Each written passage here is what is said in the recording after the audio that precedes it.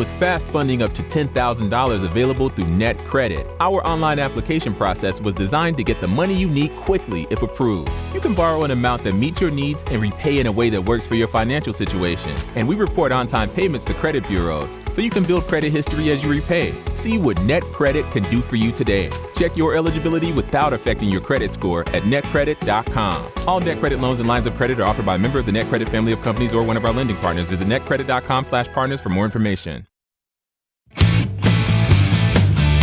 The Big Bark, listen up dog owners, it's for you, all you canine lovers. It's your favorite podcast, The Big Bark, with your host Darragh Bourke and canine co-hosts Bruno and Millie. The Big Bark. Hello and a huge welcome back to the Big Bark. I'm your host Darragh Bourke, and I'm here as always with my wonderful canine co-hosts Bruno and Millie. The two dogs that give the word rogue a whole new meaning. Trust me, if you actually met them, you know what I was saying. Millie is actually right here next to me, looking for belly scratches, while Bruno's sitting there staring at me as if to say, get out of this recording studio, it's dinner time. So, they're the bosses in this house, and they know it as well. We had a fantastic episode last week, and once again we have kept our number one spot in the iTunes, Apple Podcasts charts for pets and animals in Ireland. So, as always, we're delighted about that. And thanks to Dr. Tim Corby for making that possible with an absolutely amazing episode.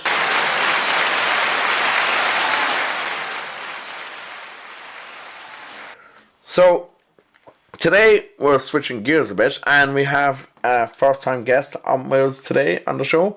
Someone who, well, being first time, hasn't been on us before, and we're talking about all things force-free and fear-free grooming, which is a very interesting topic that I wanted to cover for quite a while on the show now. And to do that, we are delighted to welcome Dani Brady from Suds and Paws in Galway. Dani, hello, and a very big welcome to the Big Bark. Hi Darragh, how are you? Thanks so much for having me on. Pleasure. So, Dani, tell us a bit about Suds and Paws. So Suds and Paws started in 2019. I just went off on my own grooming after I left a corporate shop. And then I started, I suppose, looking into consent-based grooming methods and the fear-free model. Okay, and you have first off, I believe you have your own 3 dogs there with you? I do, Louis, Diesel and Blue. And what breed of dogs are they? So Diesel and Blue are Border Collies, and then Louis is a Yorkshire Terrier. So you have a full house there. Full house, very busy, lots of energy. So tell us then, like obviously for groomers, like anyone in, I suppose, health in like the healthcare, like personal healthcare industry, even for humans, for dogs, it's been a very tough 12 months with like the whole COVID and 55 lockdowns that we've had so far.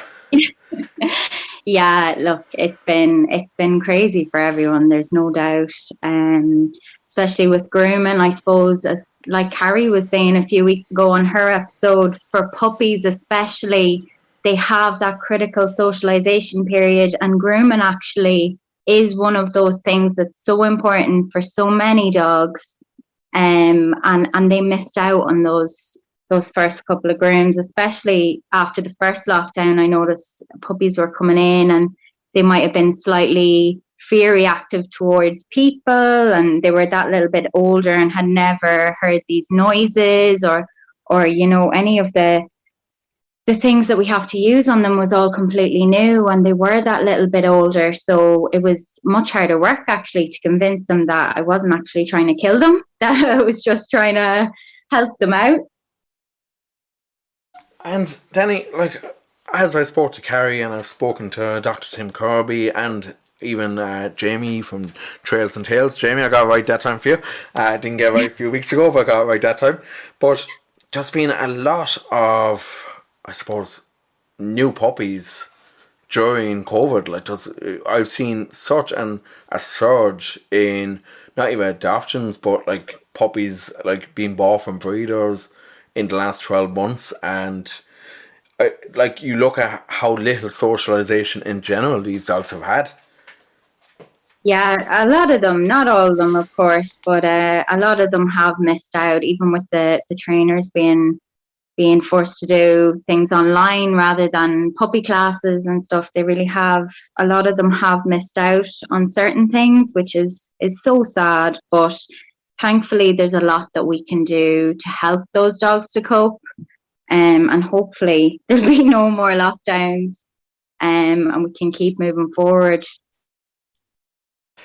And so tell me then, like, obviously Carrie first mentioned her name to me and about fear-free grooming. So for listeners out there who don't know what fear-free grooming actually is, would you explain a bit of it to them? Yeah, no problem. Essentially, fear-free grooming is about changing the way dogs feel about grooming. Lots of dogs can find aspects of grooming quite stressful, whether it's the bath, whether it's the dryer, and the vibration of the clippers on them can feel a bit weird. Just a stranger touching them, because we touch them all over, we have to.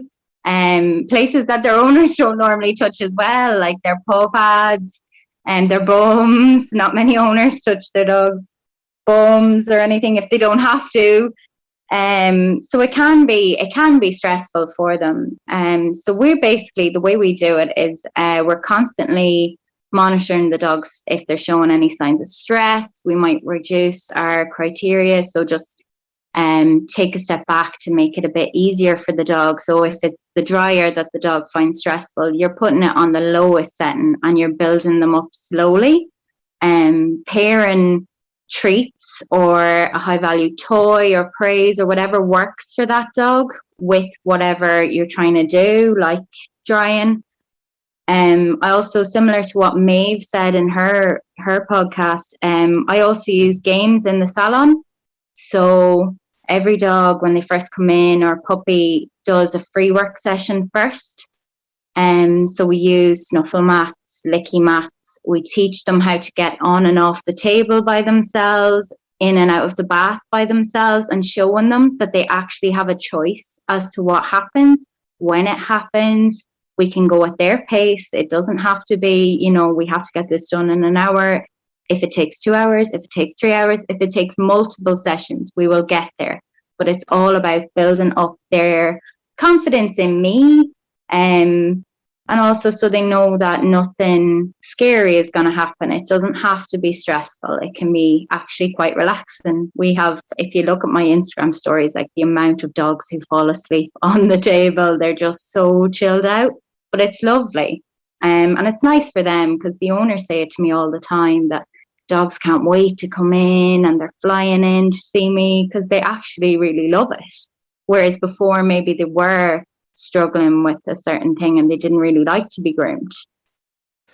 And you mentioned, like, previously that you worked for, I suppose, more of a big corporate firm. Like, I'm not going to name any names in particular, but I have seen it in some of the bigger pet shops that are based in, like bigger groomers based in bigger pet shops. And it's kind of, like, it's a huge difference that's there. Massive, yeah. And some dogs cope really well. And I'll tell you, honestly, as someone who worked there, some dogs are fine with that, but a lot of dogs aren't. There could be multiple groomers, multiple dogs, multiple dryers going, loads of different things happening all at the same time. So it can be stressful. You also might have people coming up and looking in windows or knocking on windows. It's all very distracting. And meanwhile, the groomers are using very sharp tools and dangerous equipment for dogs that maybe are moving around constantly. So it's not ideal. And it taught me what I didn't want for my business. I wouldn't want to see my own dogs under that kind of stress, especially because my 3 are rescues as well. And they all had their own individual issues that we had to work on, and some that we're continuing to work on. So I just know that they wouldn't cope in that kind of scenario. And I think most dogs struggle to cope in that kind of condition. So what you're describing basically in your business is basically positive reinforcement. Like in dog training terms, it's basically that's what you operate based on. Yeah, and I would have done a few dog training courses and used them because when I started grooming, there wasn't really a whole lot about consent-based grooming or fear-free grooming. So it's taken a while, but I had to do a lot of research and do a lot of courses. Actually, I've done several dog training courses, and then I found this Facebook page called "Take the Grr Out of Grooming Your Dog." And it's run by this lovely lady, Sue Williamson. She's an English lady, and she has a book for dog owners as well as one for groomers. So they're really useful if your dog is struggling with any aspect of grooming. She uses a lot of the same methods as I would. Like, for example, we use the bucket game. So whenever the dog is looking at a bucket, that's them giving their consent to continue grooming. And if they look away, that means stop, and you just stop. But if the owners implement the same methods at home, the dogs fly through grooming. That's fantastic. And like I said, it's something fear-free grooming is something that's probably never crossed my mind before. Like for my own two, they're like very short coats, so the most they need is a bit of a de-shedding brush and like the odd like wash here and there that like I give them myself. So they don't really. The only experience they'd have with groomers would be, I suppose, getting their nails clipped, and that's something that actually even is like very frightening for dogs as well. Nail trims can go very wrong very easily. If you cut your dog's nails too short, you actually cut the blood vessel, and it's called the quick. And that, even doing that one time, can be enough to cause a lifetime fear in dogs. So I do kind of advise owners, don't do it yourself unless you're very confident and you know what you're doing. It can lead to massive other issues. And most groomers don't charge very much for the likes of nail trims, and any vet will do it either. But it's a safer way of doing it rather than causing an issue that you have to then start working on desensitization and counter conditioning of the nail clippers to get the dog back.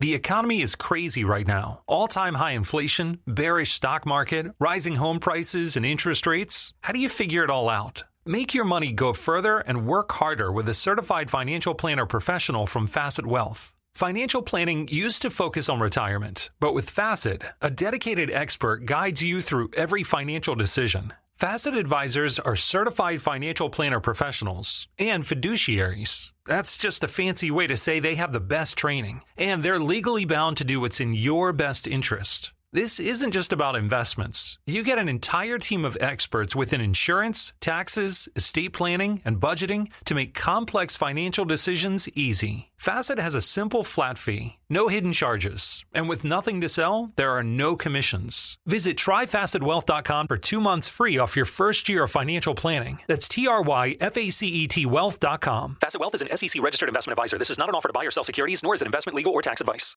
To a place where they're okay with their nails being done, because it's so important for the dog's health that their nails don't get too long. And I think a lot of people actually don't realize that their dog's nails are very long, and the nail continues to grow with the nail. So you can only take a certain amount off.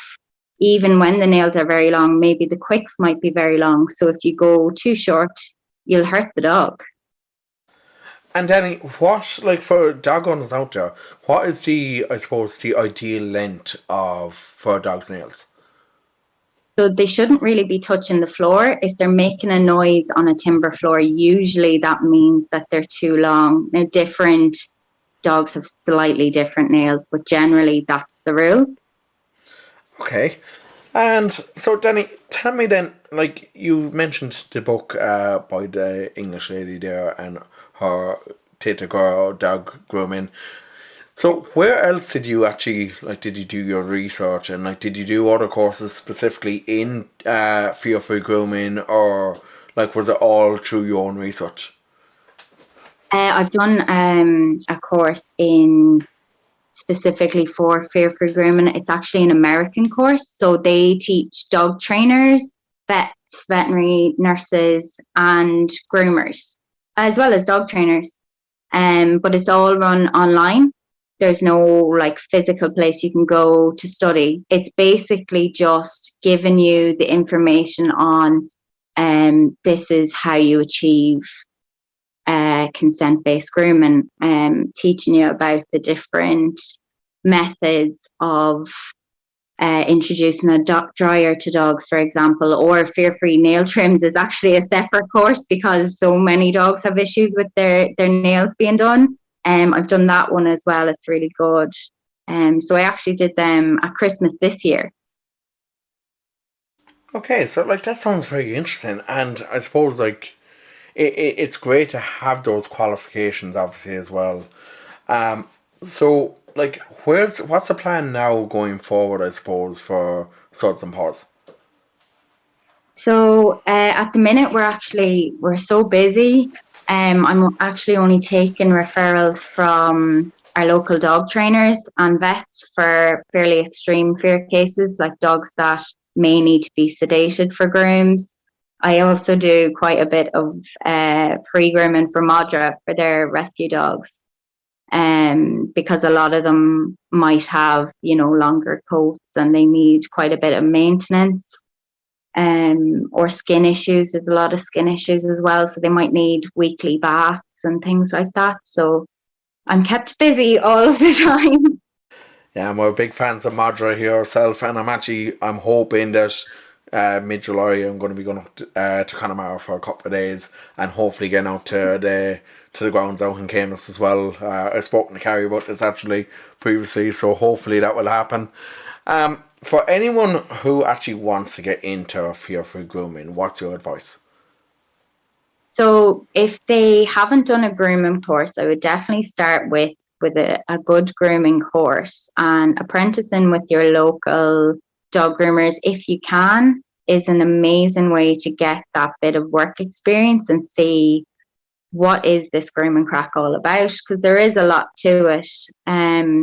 Then you can do the fear-free grooming course, the American course. If you just Google it, it'll come up straight away. That Facebook group that I was talking about as well with Sue has her 2 books, is absolutely brilliant, and that's free. So you could do your little bit of research and see, is it for you? It's not going to be for every groomer. It's not even going to be for every dog. Not every dog needs it. Some dogs are incredibly well adjusted to grooming. I have a few myself now who are amazing dogs for grooming and have been since day one. So there's loads of information out there compared to when I started looking. So Danny, what are the biggest issues that you come across with specific breeds? Like you see a lot of breeds that get their hair, like their coats knotted and matted. Like what's the biggest things that you come across that are, I suppose, are the most difficult to deal with as well on a daily basis? Basically matting is a huge one because it does cause the dogs discomfort and pain, and it can be prevented by simply the owners brushing at home and maintaining their coats at home, and also regular grooming appointments. It's very simple. Like most of the long-haired breeds should be coming to the groomer between 4 and 8 weeks. If you're leaving it longer, the dog does tend to start to mat up. It can have behavioural consequences, health consequences if you leave your dog too long without a groom, especially like your poodle crosses are everywhere now. Lots of poodle crosses, Bijans, Shih Tzus, Maltese, they all need really regular grooming. That's very insightful. And I suppose, like, what are the stress signs that you would actually see in dogs? You mentioned when dogs show stress, like obviously that's a sign to kind of like back off from them and like give them their own space. What are the signs that you would actually watch out for? So initially, dogs usually give quite low level stress indicators, like it might be as simple as a lip lick, or they might look away or give you kind of, we call it whale eye, where you can see the whites of their eyes and they're not looking straight at you. Generally, if I see these low level signs, that's where I stop. Because if you continue when the dog is displaying these low level stress indicators, they will escalate. So you might see an air snap or a growl before a bite happens.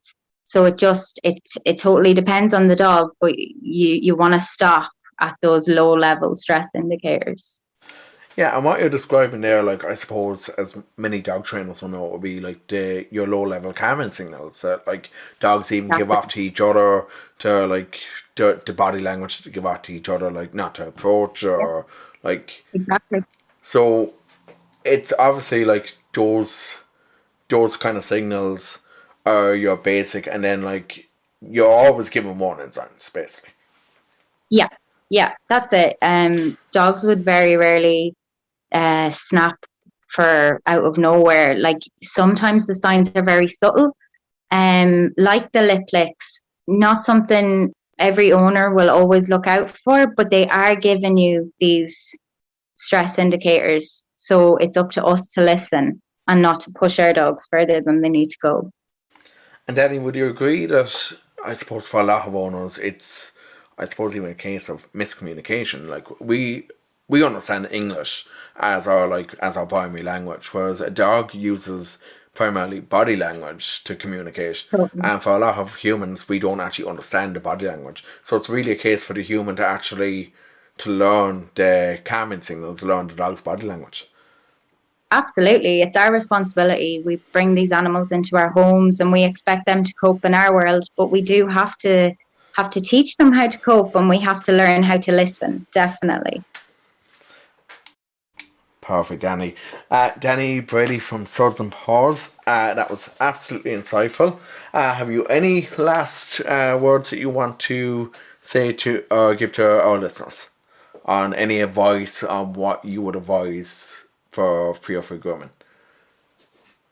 Just basically listen to your dog. If you want to look up my page, I put up advice all of the time for different pieces about grooming. I have to break it down into sections generally for owners depending on what their dog finds stressful. But I think it's really important to remember, in zoos all over the world, we use cooperative care with animals to get lions and tigers to give us their paws so we can trim their nails, and so vets can draw blood without having to sedate them. So really, grooming is animal husbandry. It's the same thing, and it should be just as easy to teach our dogs, and it is just as easy to teach our dogs how we can get through this process in a stress-free way. And you mentioned your page. Do you want to give your details there? How can people find you online? So they can find me at Suds and Paws Galway on Facebook and Instagram. Brilliant. And have you a website as well? I do have a website as well. It's just sudsandpaws.com. Fantastic. Dani Brady from Suds and Paws.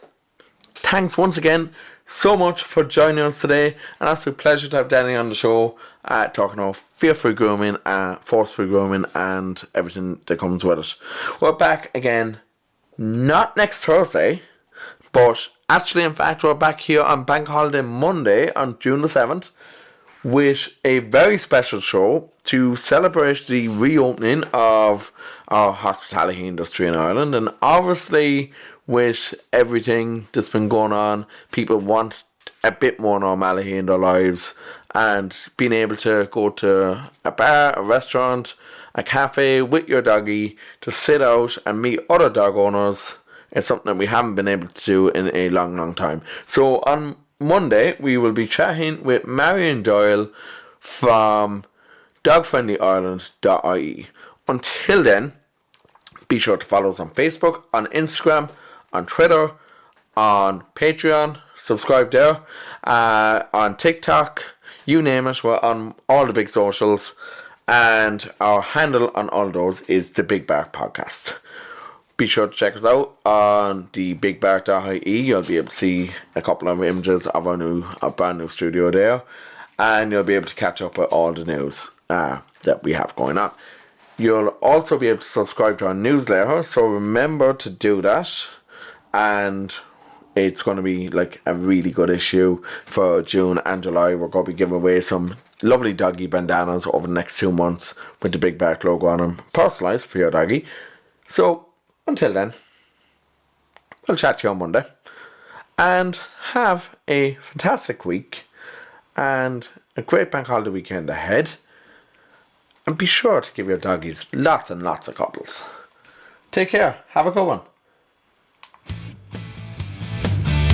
The Big Bark, listen up dog owners, is for you, all you canine lovers. It's your favorite podcast, The Big Bark, with your host Darragh Bourke and canine co-hosts Bruno and Millie. The Big Bark.